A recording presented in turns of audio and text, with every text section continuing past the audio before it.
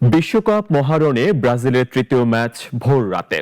Brazil সমর্থকেরা আমি যে জার্সিটি পরে আছি তা সহজে আপনিও পেতে পারেন। লাইভ বয় ফিফা ওয়ার্ল্ড কাপ 2026 এর অফিসিয়াল স্পন্সর হিসেবে থাকছে এক্সক্লুসিভ পুরস্কার মার্চেন্ডাইজ জেতার সুযোগ। ইতোমধ্যেই 1100 জন বিজয়ী জিতেছেন আকর্ষণীয় পুরস্কার। লাইভ বয় 90 গ্রাম প্যাক কিনে এক নিঃশ্বাসে বলুন গোল, আর জিতে নিতে পারেন জার্সি সহ বিভিন্ন পুরস্কার। ক্যাম্পেইন চলবে 19 জুলাই পর্যন্ত।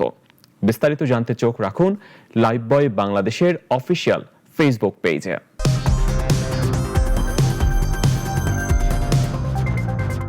গ্রুপ পর্বের শেষ ম্যাচে ভোর 4টায় স্কটল্যান্ডের বিপক্ষে মাঠে নামছে 5 বারের চ্যাম্পিয়ন ব্রাজিল। সংবাদ সম্মেলনে কোচ আনচেলত্তি জানিয়েছেন, এই ম্যাচে মাঠে ফেরার জন্য প্রস্তুত ব্রাজিল তারকা নেইমার। দলে থাকলেও একাদশে জায়গা হচ্ছে কি না সেটি এখনই স্পষ্ট করেননি কোচ। এদিকে এই ম্যাচের ফলের উপর নির্ভর করছে ব্রাজিলের নকআউট পর্বে ওঠার সমীকরণ। বিশ্বকাপের শুরু থেকে ব্রাজিল ভক্তরা অপেক্ষায় নেইমারের পায়ের জাদু দেখতে। তবে ইনজুরির কারণে মরক্কো ও হাইতি ম্যাচ মিস করেছেন এই তারকা ফুটবলার। তবে আশার কথা হলো স্কটল্যান্ডের বিপক্ষে খেলার জন্য পুরোপুরি প্রস্তুত নেইমার। ব্রাজিলের শেষ অনুশীলনে অংশ নিয়েছেন নেইমার। ম্যাচ পূর্ববর্তী সংবাদ সম্মেলনেও সে কথাই শুনিয়েছেন কোচ কার্লো আনচেলত্তি। নেইমার প্রস্তুত।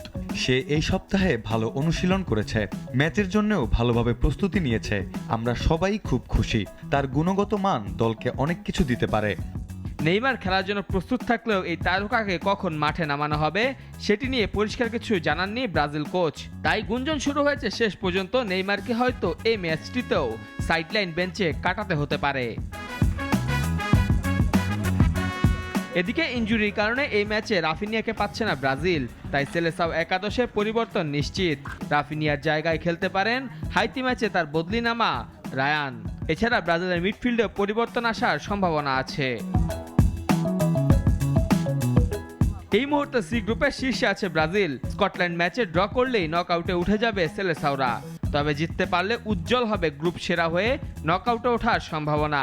তাই ব্রাজিল সমর্থকরা চাইবেন নেইমারের মাঠে ফেরাটা হোক একটা রঙিন জয়ে।